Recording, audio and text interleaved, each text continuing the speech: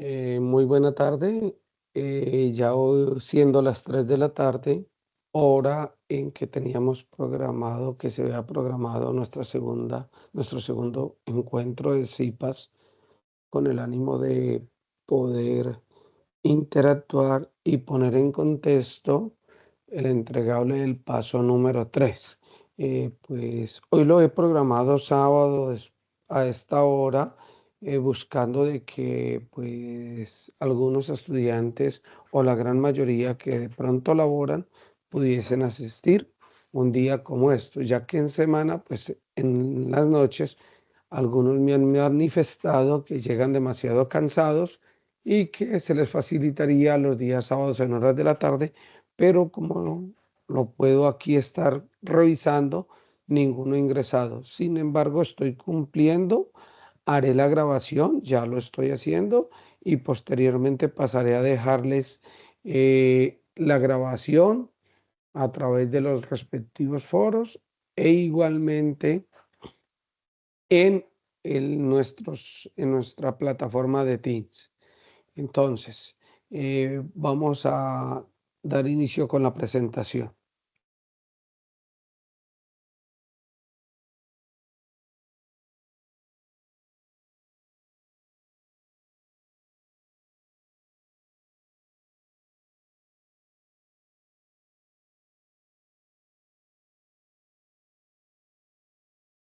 Bueno, en este momento estamos visualizando en la pantalla pues la portada con lo que siempre inicio mis encuentros, llámese en web conferencias, llámese en CIPAS, donde estoy haciendo los respectivos requerimientos, no solo presentándome, sino también especialmente haciendo hincapié o énfasis en la importancia de estos encuentros para nuestra formación profesional.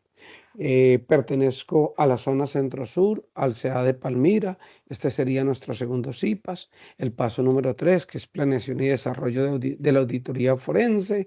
Este curso tiene una codificación de 106032A 2032.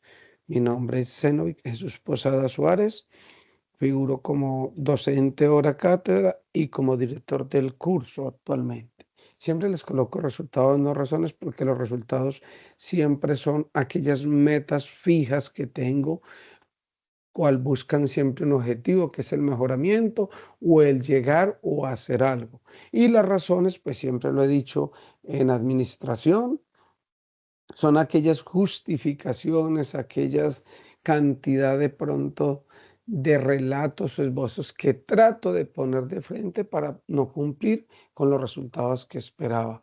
Eh, Muchos podrán decir en este momento que hoy sábado no tienen, de pronto en su municipio no hay corriente eléctrica, otros podrán decir que lo que pasa es que llegaron muy cansados, otros van a decir que es que los sábados aprovechan para salir con la familia. Bueno, eso en términos generales es lo que en administración llamamos razones, justificaciones, porque muchas veces yo no cumplo los resultados, pero cuando tengo justificaciones plenas, como podría ser que ninguno, ni incluso yo, estamos exentos de ello, de sufrirlos.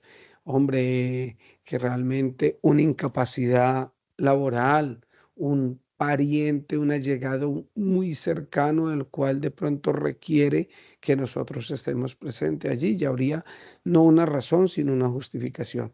Bueno, estoy en este momento dirigiéndome a ustedes desde Guadalajara de Buga, mayo 24 de 2025.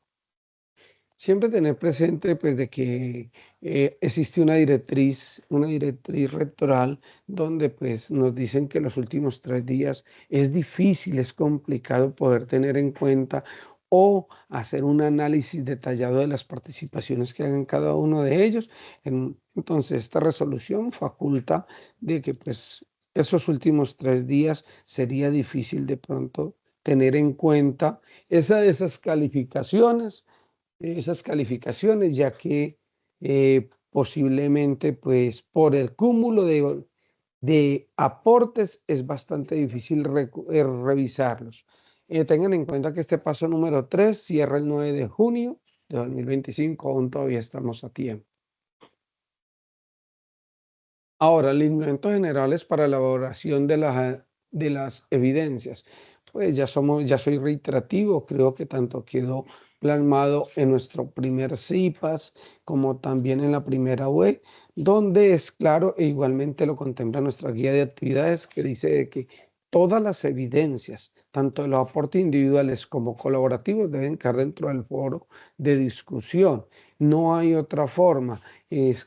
Por favor, para que de pronto no argumentemos una nota de pronto no la acordada o no la máxima o no la que ustedes hubiesen o pretendan obtener cuando hacen sus aportes. Algunos dicen que lo han hecho por WhatsApp, otros que lo han hecho a través de otra serie de plataformas, pero tengan presente que dentro de la universidad tenemos únicamente establecido y las evidencias se manejan a través del foro de discusión en nuestro entorno de aprendizaje.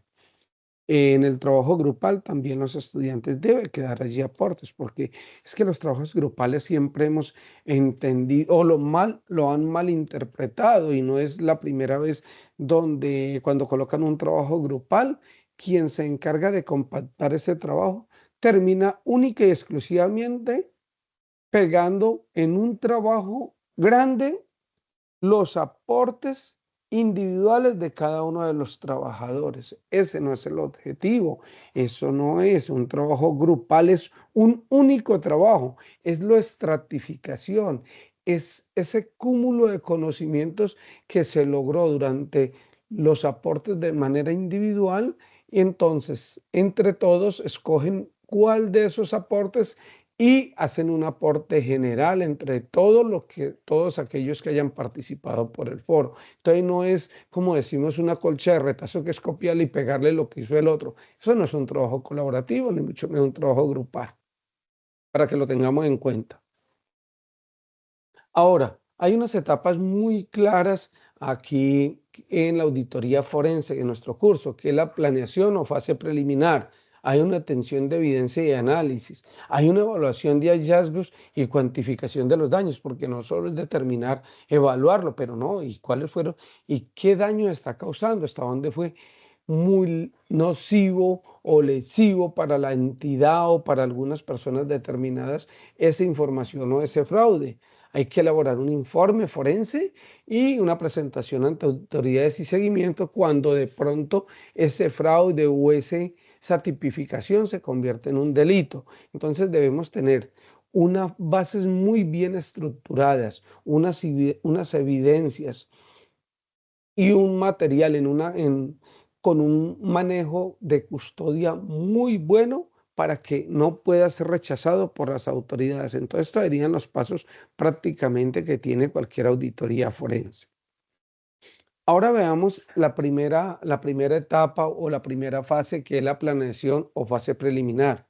Aquí muy claro dice que comprende el contexto definido, el alcance y definir el alcance del trabajo, es diseñar estrategias de auditoría. Y dentro de eso, dentro de esa planeación, pues tiene que haber unas actividades claves para yo poder lograr tener una fase preliminar o una planeación, que es revisión de la información preliminar disponible. Claro, yo tengo que mirar con qué arranco, cuál es el punto de partida. Identificación de presunto fraude o irregularidades, porque yo si ni siquiera aún tengo de pronto el indicio de que sí hay malos manejos o hay un delito de por medio, entonces resulta de que pues yo no podría tampoco iniciar esto. Yo tengo que dejar allí plasmado cuál es el presunto fraude. Aún también es importante que casi siempre estas auditorías forenses son desarrolladas por equipos interdisciplinarios o en su defecto yo necesito equipo especializado también, especialistas necesarios para poder de pronto llevar a cabo ese encargo que me han hecho, porque no necesariamente yo desde el punto solo de vista de contador podría de pronto hacer todo lo que tiene que hacer un equipo interdisciplinario, porque puede que yo sea muy bueno en la parte financiera, pero puede que necesite de un experto, de un abogado, para poder soportar y poder presentar muy bien los argumentos y todo. También otro equipo, dentro del equipo yo podría necesitar de un ingeniero de software o de un ingeniero de sistemas. O sea, debo conformar un equipo para poder realizar muy bien el trabajo y debo definirlo allí. También identificación de los riesgos asociados, porque es que el hecho de que yo realice una auditoría no es riesgos, llamémoslo del tipo personal, sino de que con un mal dictamen que pueda yo ocasionar o con una mala interpretación de algo puedo causar lesiones a muchas personas desde la parte de pronto ya social, operacional o incluso profesional. Entonces hay que ser muy responsable en esos. Y hay que elaborar un plan de auditoría forense. La segunda etapa es la obtención de evidencias y análisis. Escúcheme, obtención de evidencias y análisis, recopilar evidencia documental, digital, testimonial y contable para analizar hechos y establecer posibles irregularidades. Es que si yo no tengo esa evidencia, perdón, determinar, me es imposible determinar si allí efectivamente hay alguna irregularidad.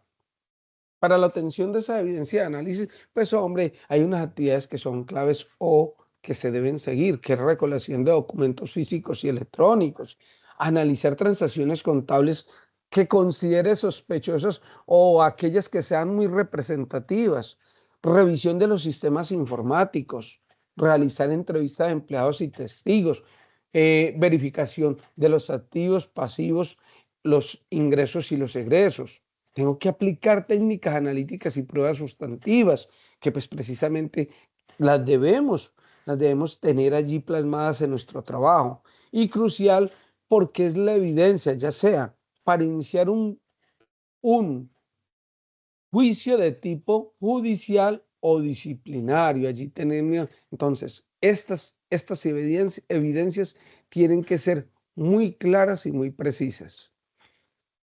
Hay una tercera, bueno, continuamos aquí precisamente con esa, y como etapa también sería importante la evaluación. Acuérdate que decíamos ahora, ya tenemos las evidencias, pero es que vamos a evaluar es la cuantificación de los daños. Hola, es con esa evidencia, comparar si esa evidencia, qué impacto económico en el fraude está repercutiendo en la entidad o en algunas personas determinadas. Aquí es importante, o sea, no es decir, es que la contabilidad presenta irregularidades, pero es que aquí no estamos diciendo, cuando digo presenta irregularidades, pero esas irregularidades, ¿qué daño están causando? ¿Qué impacto positivo o negativo están teniendo? ¿A qué personas está lesionando? O la otra en su defecto, eh, qué personas se está leccionando o en su defecto, también podríamos decir que, hombre, ¿quiénes son los responsables de ello? Porque es que de eso se trata precisamente la auditoría forense. También hay que determinar los montes defraudados o perdidos, porque es que no es sencillamente es decir que hubo irregularidades, pero en cuánto se tasó eso. Esa efectivamente, como decimos en contabilidad, ese hallazgo es material, es representativo en la entidad, porque habrán algunos hallazgos que sencillamente fueron mala clasificación, pero que sin embargo tampoco fueron muy representativos en relación con toda la información contable que maneja la entidad. Y ya lo había dicho aquí, establecer pues mecanismos y cuál es el modo en que operó para realizar ese fraude, porque si ya establecemos cómo se venía haciendo, pues entonces eso nos sirve para de pronto establecer ciertos controles y evitar que siga sucediendo. Y ya lo había dicho que identificar a los responsables o los involucrados. Por cuarto, viene una elaboración de un informe forense, pero tengan en cuenta que, pues, de todas formas, esto ya sería presentar los resultados obtenidos de forma clara, técnica y objetiva. Y en este informe, ¿qué debe contener? Unos antecedentes del caso, qué metodología aplicaste, las evidencias que tiene y bajo qué custodia, análisis técnicos y contables, unas conclusiones y unas recomendaciones. Y escuche, aquí volvemos, la cuantificación del daño económico. Y pues decimos que este informe tiene que ser muy claro, muy neutral, muy preciso, no debe haber involucrado ante eso cuestiones pasionales o personales, no, tiene que ser muy ajustado a la realidad y que se pueda probar.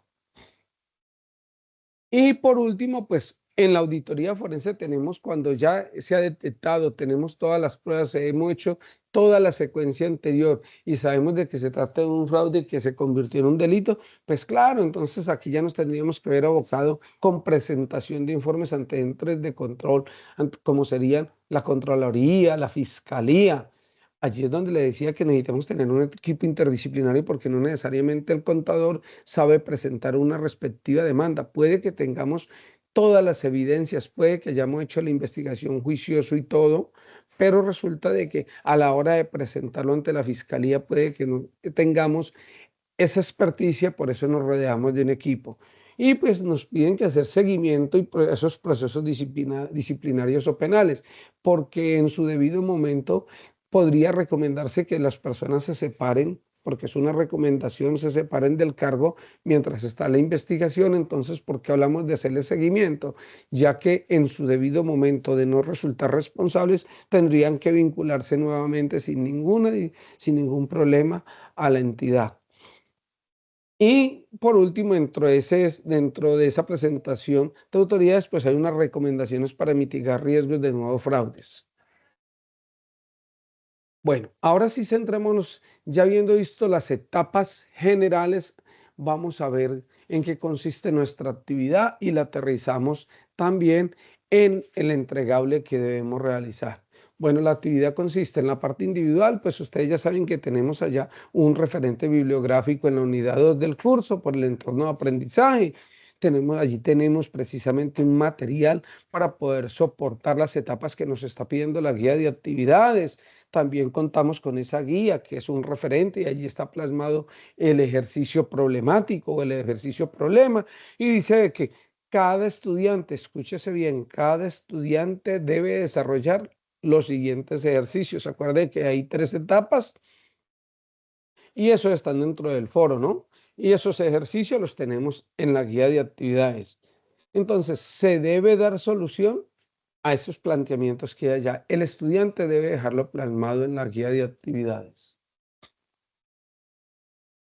Bueno, ahora, dentro de esas actividades que nos están pidiendo, dentro de ese plan a desarrollar en la parte individual, dice que vamos a definir y tipificar el hecho, el fraude, definición como una primera etapa. Una segunda etapa sería la recolección de evidencias, que ya la hemos visto y pues ahora les dije en qué consistía.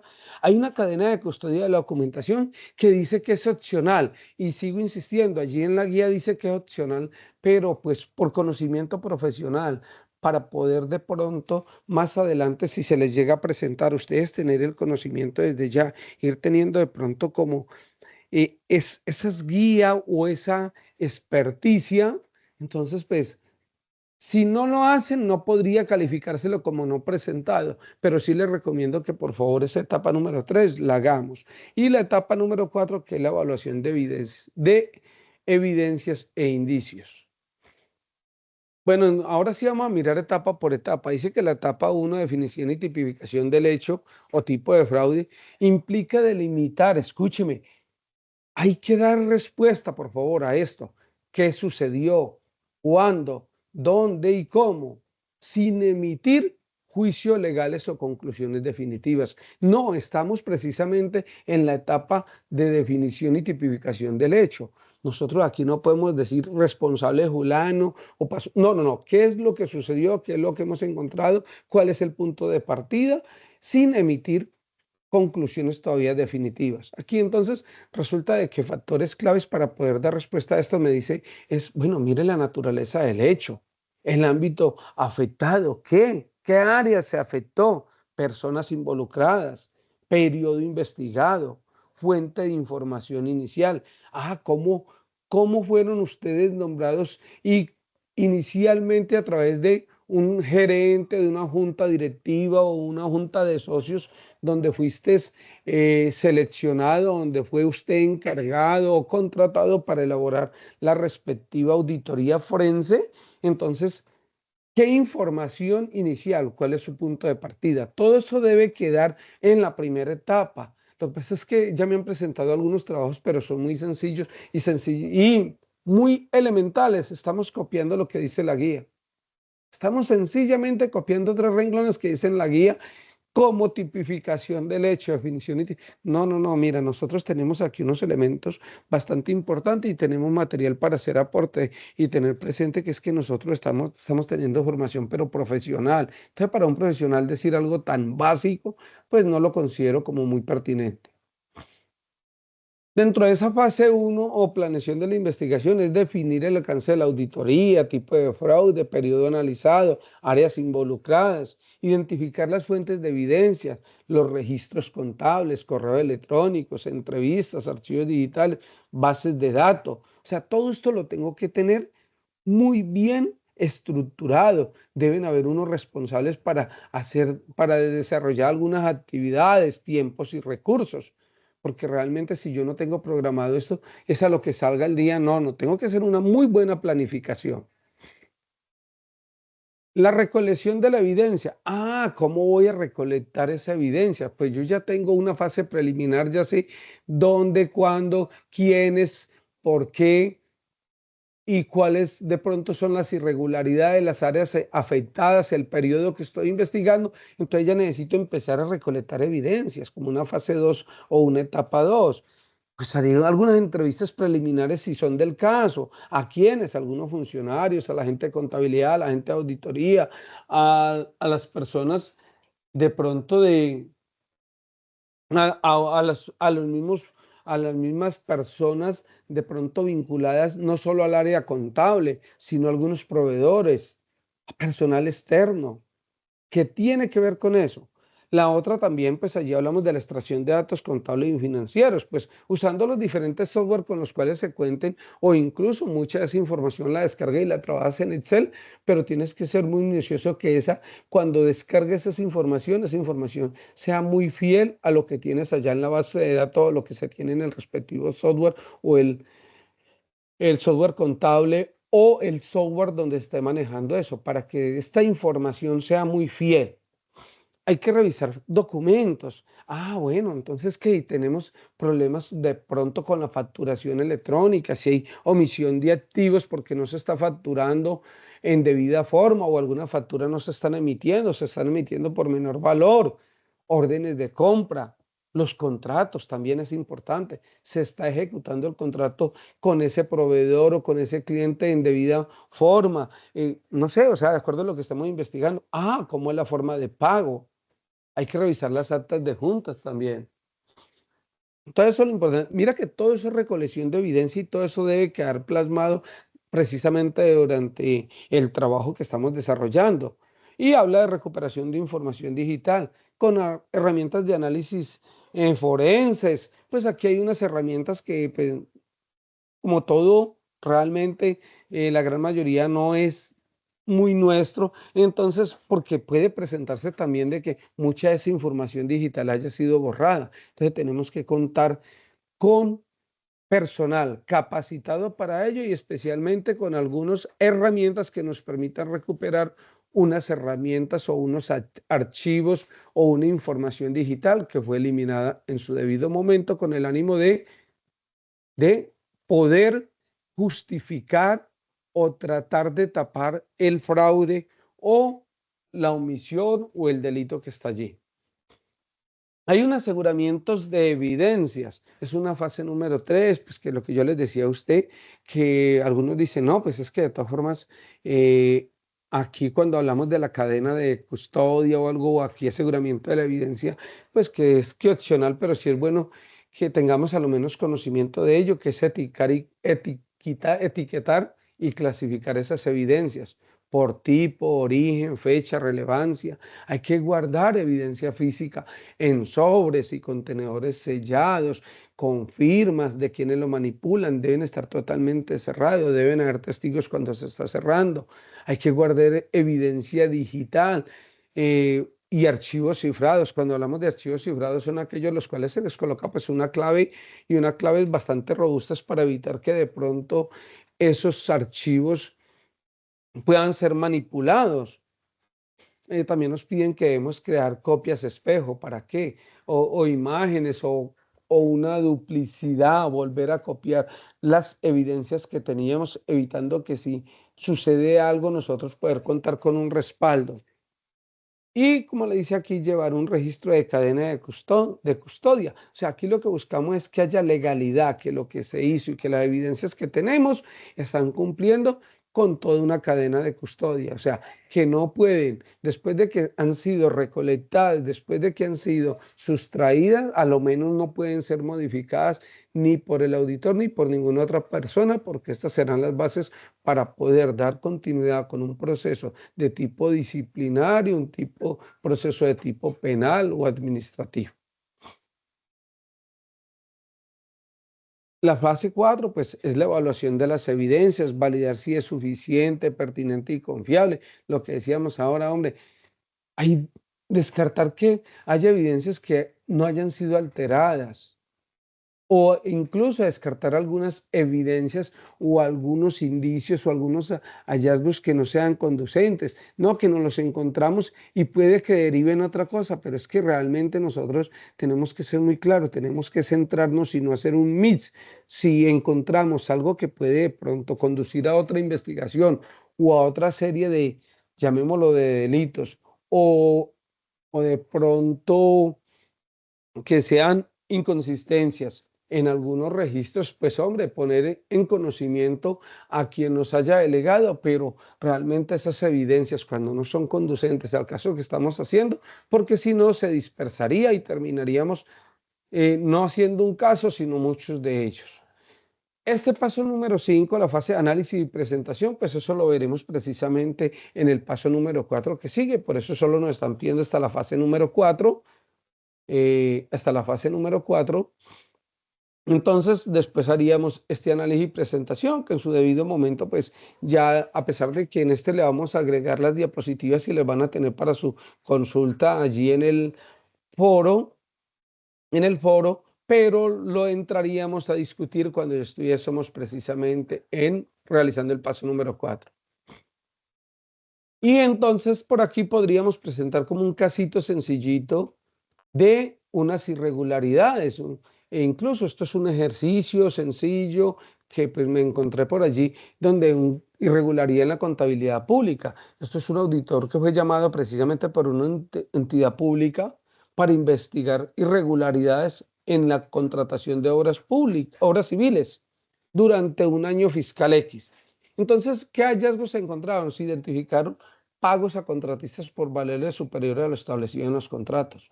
Mire, eso es un hallazgo. El auditor recolectó evidencia. ¿Cómo? ¿Dónde? ¿Cuál es la evidencia del ION pues en los contratos que tenían firmados y modificados sin autorización, facturas y cuentas de cobros duplicadas, correos electrónicos, acceso a bases de datos. Acuérdate que cuando se trata del sector público, pues hay que tenemos que subir todo al SECOP.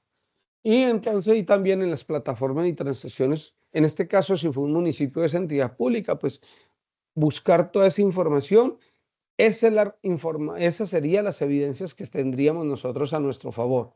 Y levantar la cadena de custodia sobre esos equipos incautados, porque es que si tengo toda esa información y esa información están en equipos los cuales de pronto pues no los tengo a toda hora a mi libre disposición, una vez yo haya realizado el respectivo investigación y vea de que se hace necesario que esos equipos sean incautados, pues hombre, ahí entraríamos ya mediante actas y todo a hacer la cadena de custodia, pero tiene que ser una forma, como te digo, muy fehaciente, muy transparente y especialmente siguiendo una rigurosidad, que por eso es que les hablaba de un equipo interdisciplinario, porque no necesariamente tú puedes ir tomando un equipo y te lo vas llevando. Y por último, pues habría que rendir un informe final que sería para la Procuraduría, si Procuraduría, también hablaríamos de una fiscalía en caso de que hayan delitos e informar también porque a quién nos contrató, porque todos los informes van dirigidos a ellos.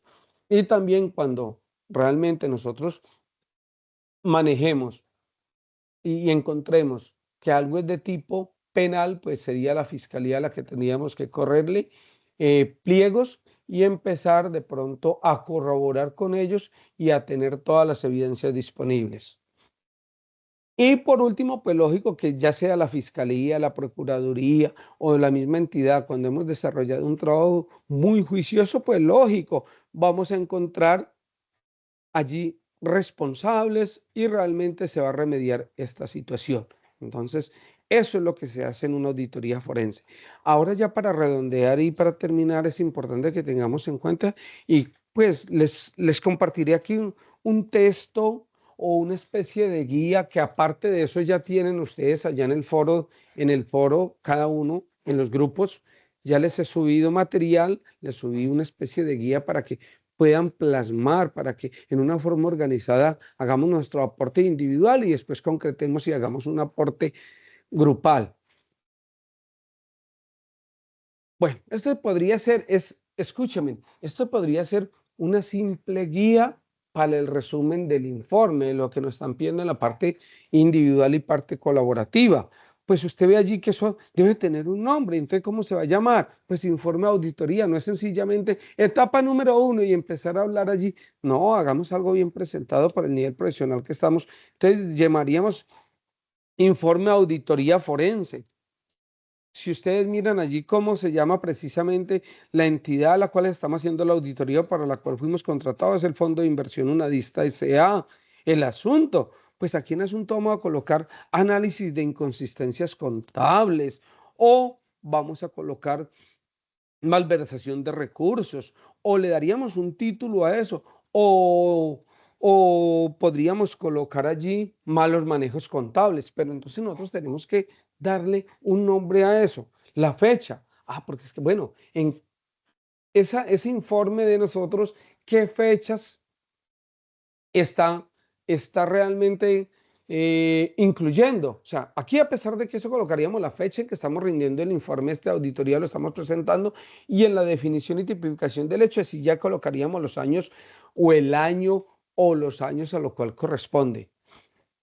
Y el nombre, pues en este caso sería el nombre del auditor o el equipo auditor forense cuando sea del caso.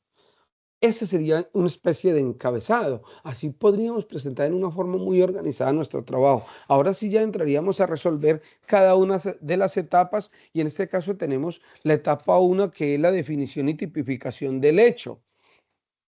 Oído, definición y tipificación del hecho. ¿Y cuál es el objetivo allí? Pues dice identificar si hay indicios de fraude y su naturaleza. Entonces, cuando hablamos de pronto de definición del hecho, por favor, para que lo tengamos en cuenta, hay unas actividades que son claves precisamente para definir ese hecho. La naturaleza del hecho, por ejemplo, hubo apropiación indebida de activos, alteración de documentos, fraude contable, eh, eh, se, se incrementaron en forma injustificada los ingresos, se disminuyeron algunos costos, no se incluyeron. O sea, la naturaleza del hecho, ¿qué dio? ¿Por qué se está dando eso? Ámbito afectado también, cuando hablamos, escúcheme, todo esto de lo que le estoy hablando es cuando estamos hablando de la definición del hecho. Ah, hay un ámbito afectado, o sea, ¿quién está afectado? El área contable, financiera, contractual, tributaria, legal, gerencial, administrativa. Otra, dentro de la definición del hecho, personas involucradas, los posibles autores o testigos, pues si hay sospechas, ¿no? Periodo investigado. Ah, aquí dentro, precisamente dentro de la definición del hecho, vamos a decir, en nuestro caso creo que es el año 1 y año 2, diríamos, pero por lo general aquí diríamos de tal periodo, de tal vigencia a tal vigencia. O sea, aquí tenemos que hablar de un periodo. Y la fuente de información inicial. ¿Por qué estamos allí? Entonces resulta de que aquí decíamos, ah, fue por una denuncia, fue por un hallazgo interno, fue por una auditoría previa que se hizo o algún funcionario del orden administrativo de la empresa, como en este caso sería una junta de accionistas o junta de socios, los cuales, entonces, esa sería la fuente de información inicial. y esa fuente de información inicial es precisamente la junta directiva, la cual nos esboza y empezamos a explicar cuál es, pues realmente, cuál es la información inicial con la que contamos. Entonces, porque allí se va a identificar una posible adulteración de los registros contables de acuerdo a lo que vimos durante los años. Entonces, aquí vamos a decir que se identificó la posible adulteración de los registros contables durante los años 1, año 2 o 2022 y 2023 en el área, en este caso puede ser contabilidad financiera, laboral, de la empresa X, con presunta participación de quienes, funcionarios del área contable, de revisoría fiscal, de gerencia de costos. Y también, hola, ¿dónde se detecta qué? ¿Qué estamos detectando? O sea, aquí estamos haciendo precisamente, lo estamos diciendo, estamos definiendo el hecho, ¿qué se está detectando? ¿Irregularidades en qué? Manipulación injustificada de ingresos y de gastos, cambios de políticas no autorizadas, tal como lo ordenan las normas internacionales de información financiera. También aquí hay unas posibles tipificaciones que también deben quedar muy claro, como la manipulación contable y resultados, cambios de políticas y eso que hay dentro de la tipificación de los hechos. Es que esto es bastante extenso y hay que ser muy minucioso porque es que acuérdate que de aquí depende que se tomen unas decisiones no solo de tipo administrativo, sino de tipo penal. O sea, es bastante serio esta parte. Entonces, cuando hablamos de cambios de políticas sin justificación, creo que por ahí en el ejercicio habla de cambios del valor del costo histórico a valor razonable. Eso fue artificialmente o estaba autorizado. También la omisión intencional en este caso, o podría ser no intencional por descuido, por error de unos gastos que no fueron, que no se contabilizaban en su debido momento. O sea, mira que aquí estoy hablando, estoy definiendo, estoy tipificando el hecho, el por qué está la auditoría. Entonces, esto es bastante grande. Hay fraude financiera de los estados financieros. Otra cosa, hay violación de los marcos normativos contables. O sea, mira que aquí, entonces, ¿cuáles marcos se están precisamente vulnerando? ¿Cuáles de pronto en la NIF? Porque pues esta empresa, por lo que veo entonces del grupo uno que aplica NIF plenas, entonces realmente, ¿cuáles precisamente de esas en las NIF plenas, cuáles normas se está violando? Incluso con ese cambio que creo que hay allí de el método de depreciación. También es importante que aquí, como estamos precisamente hablando de tipificación de hecho, pues hombre, se diga si allí hubo un fraude o se evidencia un fraude financiero, contable y decir en qué categoría, si fue únicamente por manipulación de registros o lo que se buscaba allí a través de esa manipulación de registros era por error, pero no existían de pronto unas intenciones nocivas de quedarse con dineros, o sea, de comisión de delitos, o en su defecto, cuando se hizo muy consciente y lo que se buscaba allí era de pronto ocultar. Creo que en la web les decía, hombre, cuando yo modifico en este caso creo que fue la propiedad, planta y equipo que le estoy dándole un mayor valor para tratar de que me cuadre la partida contable. Entonces yo decía, bueno, y si yo allí lo subí, entonces tranquilamente no será que con eso yo estoy tratando de justificar unos faltantes o un inventario que se desapareció o sustraje de allá. Entonces, al subirle el valor a los activos, en este caso la propiedad, planta y equipo,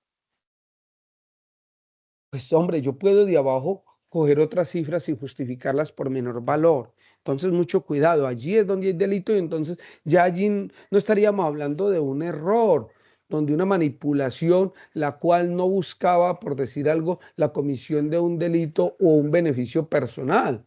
Pero cuando ya realmente estoy buscando y me apropio de unos recursos, en este caso de un inventario, y lo estoy justificando a través de cambiar el método de evaluación de la propiedad, planta y equipo. Entonces, mira, eso es la tipificación de un hecho. Es un relato, pero un relato completo, claro, pero no, por favor, que no sea copiar y pegar lo que hay en la guía de actividades, porque es que ese no es el objetivo. He visto que están haciendo esto y pues no tiene ningún sentido que lo hagamos así, mis queridos amigos. Vámonos para la segunda etapa, que es la recolección de evidencias. Y pues allí dice que es obtener pruebas documentales, testimoniales y técnicas para verificar la ocurrencia y naturaleza de los hechos. Claro, porque es que yo arriba lo único que hice fue tipificar, definir lo que a vista se ve, los posibles, porque arriba es posible, a lo arriba. Ah, pero cuando ya empiezo en la etapa número 2 a tener evidencias, entonces esas evidencias, la forma de recaudarlas a través de unas técnicas, como una inspección documental. ¿Y en qué consiste esa técnica? Pues aquí tocaría revisar las políticas contables anteriores y las actuales, porque pues se supone que de un momento a otro la cambiaron. Analizaron las ubicaciones documentales del cambio de vasos de medición. Hay que mirar los estados financieros comparativos, en este caso sería del periodo 1 y periodo 2 o año 20 y 2021. O sea, hay que mirar esos estados financieros comparativos y ya los tienen porque efectivamente les dimos un Excel. Y en ese Excel usted podría notar que si en este momento se le hacen unos análisis financieros, llámese en vertical u horizontal, pues me van a arrojar unas cifras que a la postre, cuando podamos detectar a través de estas evidencias de que muchas de las cifras son injustificadas, claro, entonces toda esa información que se me venía presentando a través de análisis financieros, de esos indicadores financieros, pues toda se va a ir al suelo, se va a sufrir unos cambios. Entonces, allí es importante. Bueno, ya hemos dicho que las técnicas para recopilación de evidencias, pues hablamos de la primera, que es inspección documental. Podríamos tener una segunda, que es confirmaciones externas. Ah, bueno, es que de todas formas yo externamente también puedo solicitar confirmación de ingresos. ¿Con quién? Pues bueno, a quienes les hice las facturas, que efectivamente con esa gente, con los externos, confirmar con proveedores. Mira, es que aquí se está haciendo una auditoría forense y no contamos o contamos con esta información para que ellos la corroboren frente a a los registros contables que tiene esa otra empresa. O sea, aquí lo que estamos es contrastando, por eso se llama confirmaciones externas. Otra técnica para la recopilación es las entrevistas. Pues, en este caso, cuando estamos hablando que la gran mayoría habla de contabilidad, pues es con el personal del área contable, de aquellas personas que durante ese software son los que tienen de pronto ciertos atributos o tienen ciertas, por decir algo, ventajas con relación a otro, porque algunas personas, pues en el mismo software se les puede restringir el acceso o la información que obtienen o que pueden vincular a la información. Entonces, tendríamos que mirar eso. Entrevistas con el área contable, la dirección financiera, si hay una auditoría o un auditor interno con ese auditor interno. ¿Y para qué estamos haciendo todo eso? Pues tenemos que identificar la intencionalidad o negligencia, porque es que no necesariamente los errores se cometen porque alguien tiene la intención de causar un mal, por negligencia también. Y como último, podríamos tener un análisis digital forense. Pues en este caso ya sería analizar registros contables en el sistema que tenga la empresa, llámese X o Y o el famoso ERP, para ver las fechas reales de registros, las fechas de los documentos, los valores que coincidan, que esos registros no hayan sido modificados o que tengan de pronto el soporte físico, hacer cruces con la administración de impuestos, con los proveedores. También es importante aquí cuando hablamos de pronto de análisis digital o forense como una cuarta, que sería prácticamente una cuarta técnica aplicable para la recolección de evidencias, pues hombre, revisar los correos o comunicaciones internas relacionadas precisamente con la parte contable. Revisar de que no se hayan borrado algunos correos que se han enviado desde la misma empresa donde ya algunas facturas han sido canceladas, entonces, o no han sido canceladas y se envían correos de pronto no autorizados, donde se demuestre lo que ya dijimos ahora, la intencionalidad de causar algún daño. Y pues aquí ya el auditor si tiene, puede realizar una conclusión preliminar y sería importante que en esa tercera etapa hiciera una conclusión preliminar, porque es que ya tengo una tipificación de un hecho, que hice un esbozo muy grande, hice una recopilación de evidencias, entonces yo podría decir ya que con los hallazgos me permite inferir si hubo una manipulación, oído, deliberada o voluntaria o por error o por... Es que mira, muchas veces los sistemas también pueden presentar algunos errores. Entonces, debo dejarlo aquí claro, hacer una conclusión preliminar y también dejar muy claro si esa conclusión preliminar, y yo lo debo dejar, te lo tengo que tener muy claro, si eso da pie para dar continuidad con el proceso, si hay una investigación interna, ya sea disciplinaria o desde ese mismo momento se recomienda inicialmente iniciar con una denuncia ante autoridad judicial o la superintendencia de sociedades. Ten mucho cuidado. Entonces allí es bueno que también en esa etapa número 2, al final dejemos una conclusión preliminar, allí muy claro. Por último, vamos a la tercera etapa que llaman cadena de custodia o documentación. Dice que es opcional, pero yo les sigo insistiendo, mis queridos amigos, es muy recomendable. Y aquí el objetivo es garantizar la integralidad y autenticidad de las pruebas recogidas. Cuando hablamos precisamente es que sean auténticas esas pruebas y que sean íntegras. Es que yo no puedo como tener una partecita, tomar de una parte, de un todo, tomar lo que me conviene y lo otro no, tiene que ser integral. Entonces allí nos piden también que para eso en la cadena de custodia pues es asignar un responsable de la cadena de custodia, que será la persona que pues en las cuales se depositarán y tendrá acceso a esos documentos digitales y físicos, crear un inventario, oído, inventario de evidencias con sus respectivas fechas, firmas, ubicación de cada documento, usar unas herramientas digitales para que haya una trazabilidad del acceso o o sea, que quede claro dónde está la evidencia y que la evidencia efectivamente existe y que está a muy buen recaudo. Entonces dice pues que dentro de esta evidencia sí que podíamos recolectar y que tenemos que precisamente ofrecerle cadena de custodia y todo cuando hemos detectado que hay fraudes, cuando hay delitos de por medio o cuestiones disciplinarias o malversación, no solo de recursos, sí, de recursos.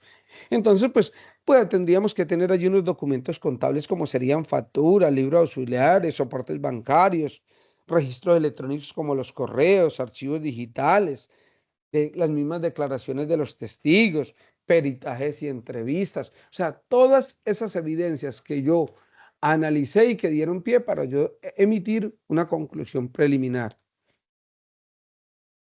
Bueno, ahora vamos con una cuarta etapa, que esa nos la pide precisamente, pues hasta allí iría nuestro trabajo, que sería la evaluación de evidencias e indicios, que es valorar la calidad y suficiencia de las pruebas obtenidas para sustentar las conclusiones. Escuche, con esas evidencias tenemos que darle, valorar la calidad y la suficiencia.